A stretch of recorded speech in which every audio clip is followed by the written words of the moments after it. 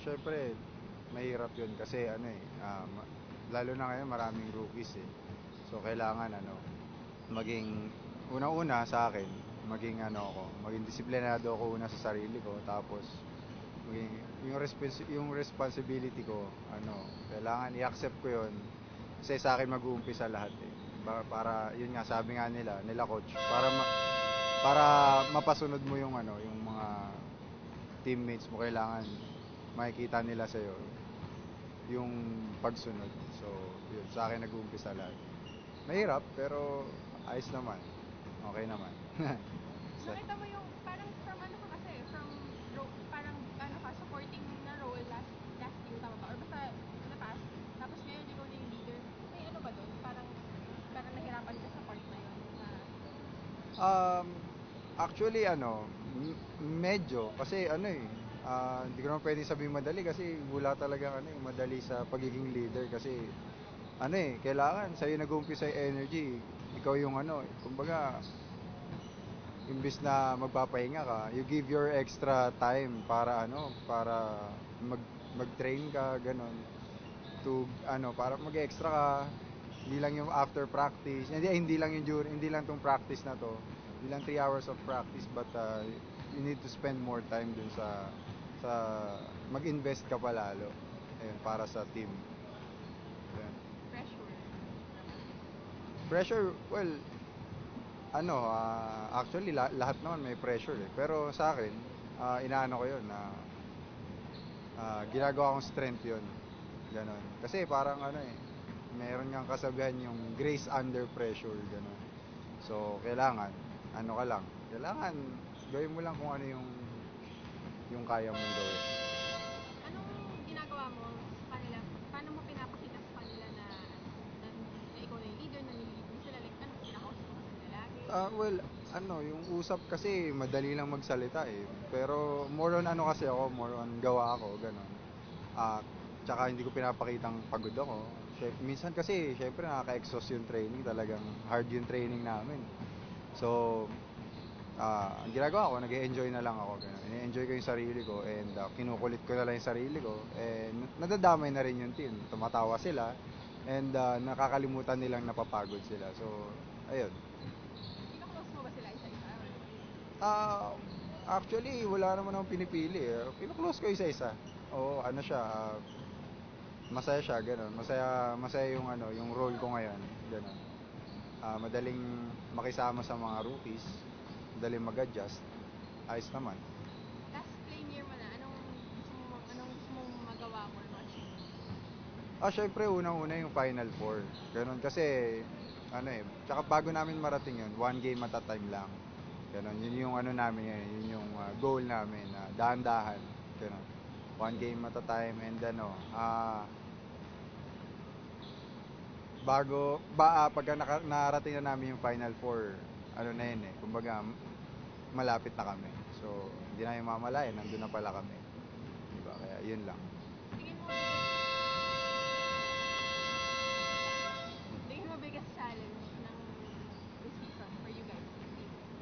Biggest challenge, undersized kami. Oh, ayun. Hindi katulad last year, 'di ba? Parang lalaki, 'di ba? Ah, we have Charles, ganon. We have Roy, ganon. Ngayon medyo nawalan kami ng ng materials, ganon. Pero naman eh. Um, Yun yung challenge, biggest challenge sa amin na to face the giants, ganon. Facing the giants, kumbaga. Yun lang. Yung kawalan nila Roy, paano nyo in-adjust yung sarili? Ang laki nung ano wala na. Well, inano namin yun eh. Tinanggap na namin eh. Kasi ganun talaga eh. May mawawala, may dadating. Ganun naman eh. May dadating, may mawawala. So, nag-move on na lang kami, ganun. Inaccept na namin yung team and naging mas pinatibay pa namin yung pagsasamahan namin. Mas naging family nga kami, ganun. And we're in one page. Yun. Looking back dun sa moves na kayo mga Final Four last season, paano kayo naka-move on and paano nyo siya ginagamit ngayon as motivation? Well, ayun nga, kasi ang alam namin, nagpatalo sa amin talaga doon yung free throws eh. So, we're working on that. Hanggang ngayon, nakita mo naman, nagpi-free throw yung mga boys, ganun. Every after a drill, we shoot free throws, ganun. So, ayun. Naalala niyo pa yun? Wala na yun kasi ano eh, sa basketball, ano eh, kailangan mag-move on ka eh. Kailangan to keep moving forward to excel Ayun. So, I think, naka-move on na kami. At saka, para sa akin, naka-move on na kami kasi iba na ngayon eh. Iba na yung pinaghahandaan namin. Ayun.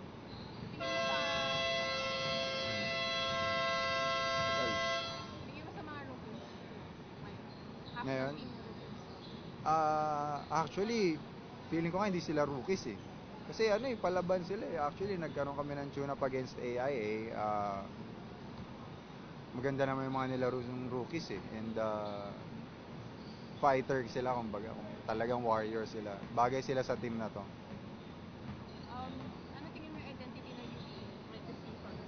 Ah. Identity ng UP? Syempre, pressing team pa rin. Ganon, pressing team talaga. Yun talaga. Defense, defense, defense. Yun yung identity ng UE talaga. Ayun. Basta pumarin system. Choke system yan kung tawagan. Choke. Yan yung play namin. Identity choke. That's it. Sa'yo personally, ano yung nagbago sa sarili mo? Coming into your final year, ano yung nagbago sa sarili mo? Sa akin yung I gave extra time, ganon. Talagang nakita mo naman, payat ko, di ba? Kasi dati, di ba, medyo chubby-chubby pa ako. Parang ngayon, discipline talaga ako. Sobrang disiplinado ako.